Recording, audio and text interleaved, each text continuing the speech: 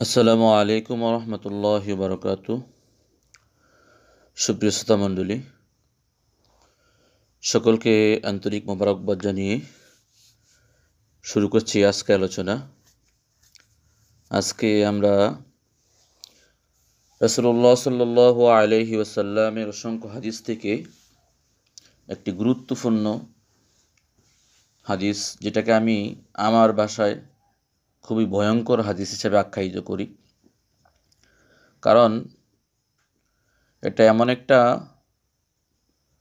হাদিস যে হাদিসের মধ্যে আমাদেরকে রাসূলুল্লাহ সাল্লাল্লাহু আলাইহি ওয়াসাল্লাম এমন একটি বার্তা দিয়েছেন, এমন একটি বিষয় সতর্ক করেছেন যে বিষয়টি আমাদের মধ্যে সবচাইতে বেশি।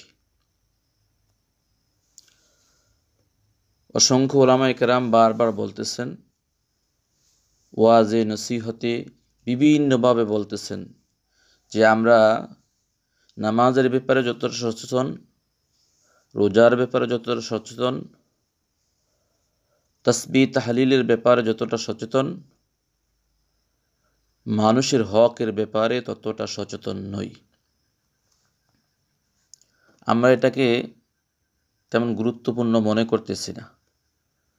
এই জন্য আমাদের মধ্যে সেই সেই পরিবর্তনটা আমরা দেখতে পাচ্ছি না।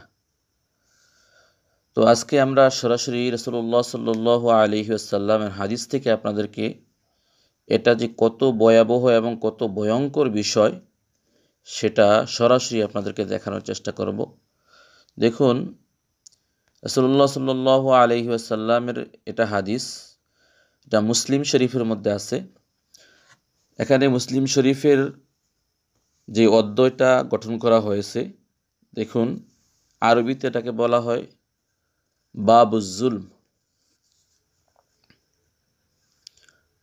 আরবিকে এটা বলা হয় বাবুজ জুলম, অর্থাৎ অত্যাচার, জুলুম, নির্যাতনের অধ্যায়। বাব মানে অধ্যায়, জুলুম মানে অত্যাচার। এবার রাসূলুল্লাহ সাল্লাল্লাহু আলাইহি ওয়াসাল্লামের হাদিসটা দেখুন, আরবি হাদিস যেটা, এটা তো হয়তোবা আপনারা বুঝবেন না, তো আপনাদের জন্য বাংলা হাদিসটা আমি নিয়ে আসতেছি। বাংলা হাদিসটা দেখেন, এখানে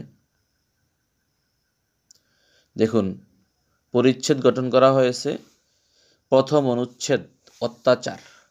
অত্যাচার সম্পর্কে 5127 নম্বর হাদিস। আবু হুরায়রা রাদিয়াল্লাহু তাআলা আনহু হতে বর্ণিত, রাসূলুল্লাহ সাল্লাল্লাহু আলাইহি ওয়াসাল্লাম বলেছেন, তোমরা কি জানো প্রকৃত গরিব কে? সাহাবায়ে কেরাম বললেন, আমরা তো মনে করি আমাদের মধ্যে যার টাকা পয়সা, ধন দৌলত নেই সেই গরিব।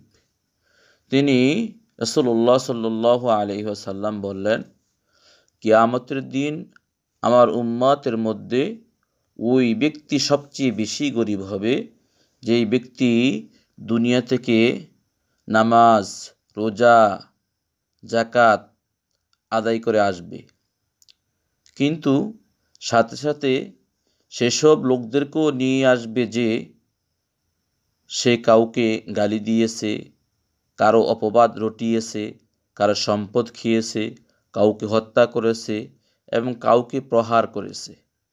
এমন ব্যক্তিদেরকে তার নেকিগুলো দিয়ে দেওয়া হবে। অতঃপর যখন তার পুণ্য শেষ হয়ে যাবে, অথচ পাওনাদারদের পাওনা তখনও বাকি, তখন পাওনাদারদের গুনাহ তথা পাপ তার উপর ঢেলে দেওয়া হবে আর তাকে জাহান্নামে নিক্ষেপ করা হবে। মুসলিম শরীফ। এই হাদিসটি আরও বিভিন্ন হাদিস গ্রন্থে এসেছে। দেখুন, সহিহ মুসলিমে এসেছে, সিলসিলাতুস সহিহা, সহিহাত তারগিব, শুআবুল ঈমান, মুসনাদে আবু ইয়ালা, সহিহ ইবনে হিব্বান, তাবরানী, মুজামুল আওসাত, সুনানুল কুবরা লিল বাইহাকি, বিভিন্ন হাদিস গ্রন্থে এসেছে। তো এখানে আমরা দেখতে পেলাম যে একজন ব্যক্তির কি ভয়াবহ পরিণাম সেদিন হবে। কারণ হাসরের ময়দানে কিন্তু টাকা পয়সার কোনো লেনদেন থাকবে না।